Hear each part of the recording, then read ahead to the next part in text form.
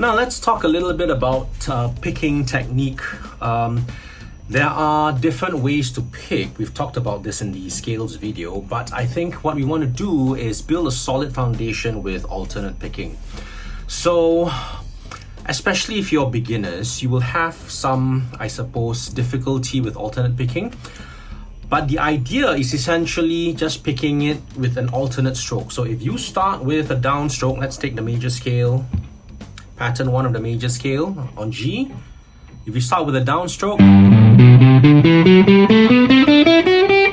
as you can see, every note is in the opposite direction. Okay?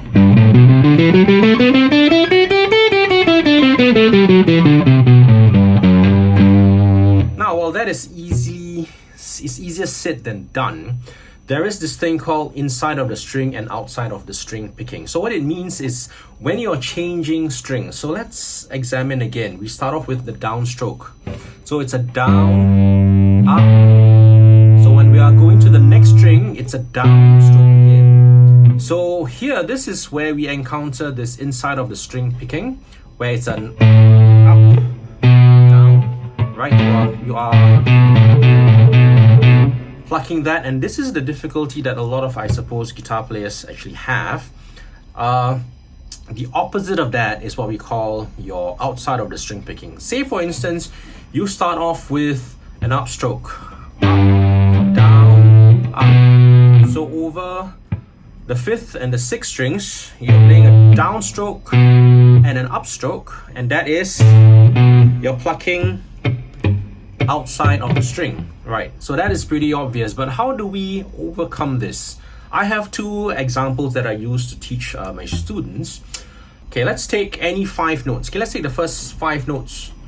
Okay, so what we want to do is just play the 5 notes in sequence. Once we reach the 5th note, go back to the 1st note, but still maintaining strict alternate picking. So this is what's going to happen. If I start with a downstroke, down, up, down, so the next note automatically will be an upstroke. But we are starting the sequence again now with an upstroke. The first time we did it with a downstroke. So automatically we are changing the change of the strings from the inside of the string to the outside of the string picking on the 2nd cycle. So as you go again, on the 3rd cycle, you're starting with a downstroke again. So now, for every cycle of 5 notes, you are changing from inside of the string to outside of the string picking. So let me demonstrate.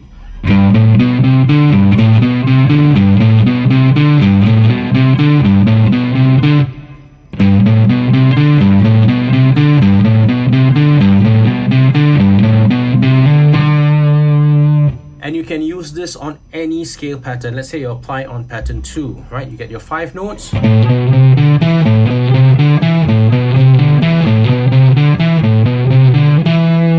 So the same thing, okay? And so on and so forth. The idea here is that you want your picking hand to be executing the changes smoothly without thinking, right? So you're gonna go,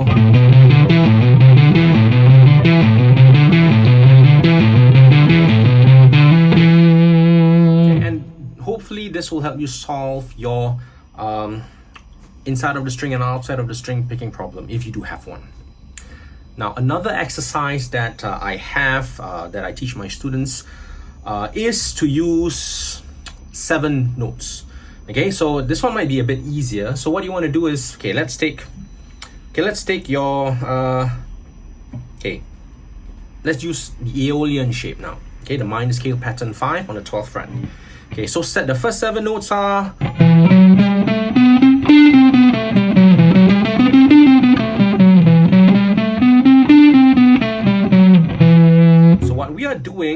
where the first picking motion is a downstroke, down, up, down, up. So the first change of string is a down, up, which is outside of the string. So we continue. So this is an up, right? Up, down, up, down. So the change from the 5th to the 4th string is an up, down. That is an inside of the string. So what you're doing is from the 6th string to the 5th string, you're doing outside of the string picking. From the 5th to the 4th string, you're doing inside of the string picking. And all you have to do is just get good at this sequence.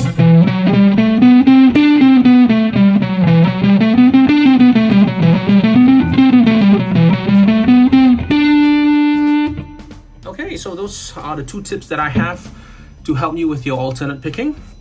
Why do we want to stress on alternate picking? There are other picking techniques like your sweep picking, your legato, or your hybrid picking, right? But I think alternate picking, okay, is the foundation of your, I guess, picking mechanic. When you solo, right, you want to be using a picking style that you don't even have to think about. You know, it's automatic, and I think alternate picking actually does that. Even if you are going into sweep picking, and I think the maestro Frank Gambale, right, the master sweep picker, I have studied his book, and even he mentioned that you should think of sweep picking as like the advanced version of alternate picking, because ultimately your pick will change direction. Sometimes you have like 2 notes and then 1 note, 2 notes and 1 note, things like that. So it is like, in his words, it's like you're driving and you're on gear 6, right? And that is where sweep picking actually happens. But think of that as the, I guess, the advanced level of alternate picking. What about hybrid picking? Okay, we'll talk more about that on the 3 notes per string once we get to the 3 notes per string video, because it's actually easier to apply it there. Then we'll bring it back to your 5 major scale patterns. Now, the obvious thing about, I guess, the obvious problem about applying alternate picking to your 5 major scale patterns, since they are not 3 note per string patterns, you will eventually encounter some strings with only 2 notes. So what happens then? This is the beauty of, I guess, mastering alternate picking, because once you come to a stumbling block like that, it doesn't hinder you. So I'll give you an example again. So starting with the major scale, pattern 1, right? So we have, okay, if let's say we start off on the first note here, which is the 7th, right? So instead of do, re, mi, we start off on the T. So on the 2nd string, you have 2 notes. So this is the part where it forces you to adapt. So once you get good at this, it's not going to be a problem. So again, all the way, right?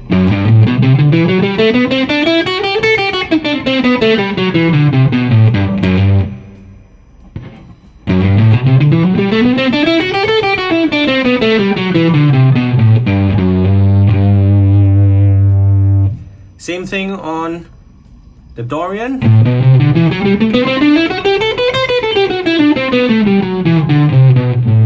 The 2 notes per string happen on the A string. Everything else is 3 notes per string.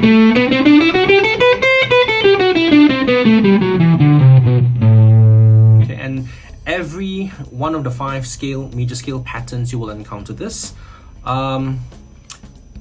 There's no, I guess, shortcut. Just master alternate picking and overcome this. Another trick that you can use to help you with your alternate picking is, instead of starting with a downstroke on the scale pattern, start with an upstroke, right? So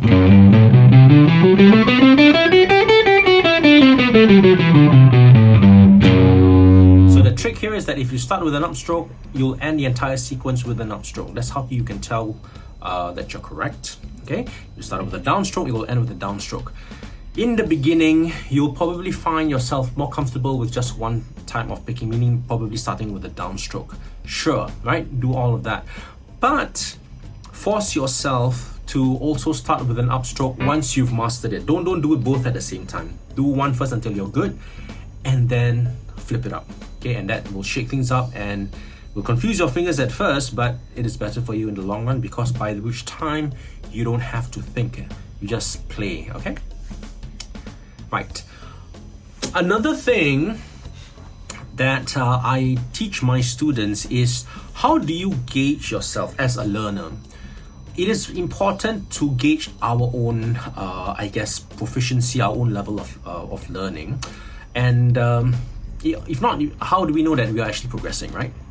So set yourself a benchmark, right? To see that, okay, if I could hit that benchmark this week, right, can I still do it next week? And if I'm still making mistakes, then it's not smooth case. So the benchmark that I set for myself and my students is to be able to play the scale 3 times, up, down, up, down, up, down, without making a mistake. So for instance,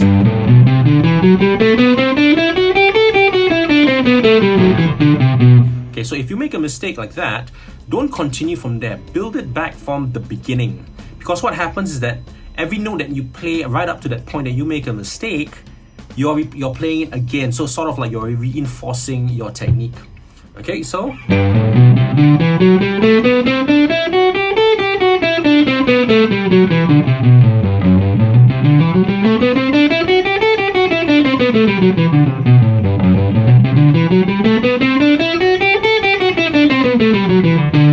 so I made a mistake on the third one. I made that on purpose. So again, don't count that as, okay, I've completed 2 and then just try to finish up with a little bit more. Start back from the very beginning. Make sure that you can do all 3 without making any mistakes. Okay? And once you can do that, then you can say to yourself, okay, I've done it. Now I can move on maybe to the next major scale pattern. Now, you also might notice that I wasn't playing smoothly on my scales. I was just demonstrating, right? You can actually practice it with a metronome. I would suggest do that later. Basically, what you want to get is your picking motion to be smooth, as well as your fretting hand motion, right, to sync. You want both. It takes 2 hands to play a single note on guitar, right? So I think before you add a metronome into the mix, right, just get your playing of your scales down first.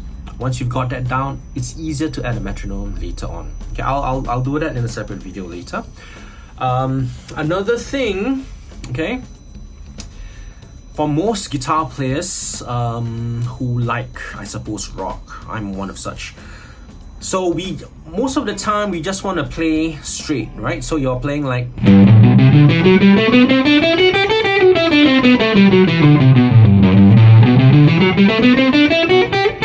right? Or sometimes you slow down, sometimes you speed up. Okay, fine. But try to also swing it. What is swing? It is, okay, instead of playing 1, 2, 1, 2, 1, 2, 1, 2, try to count into 3. So 1, 2, 3, 1, 2, 3, 1, 2, 3, 1, 2, 3. But, okay, try not to play the middle note. So it's like 1, 3, 1, 3, 1, 2, 1, 3, 1, 2, 3, 1, 2, 3, 1, 2, 3, 1, 2, 3. So apply it to your scale pattern.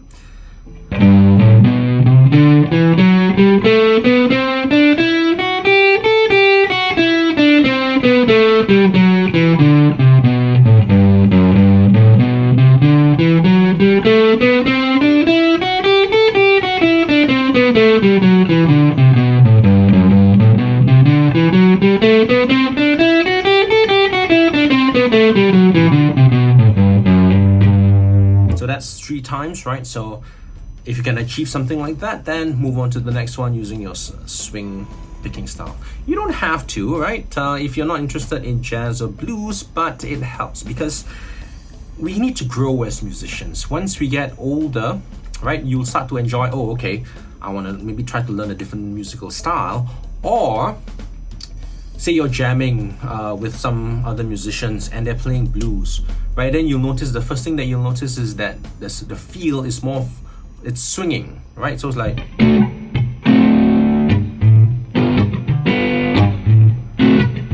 so that's when you,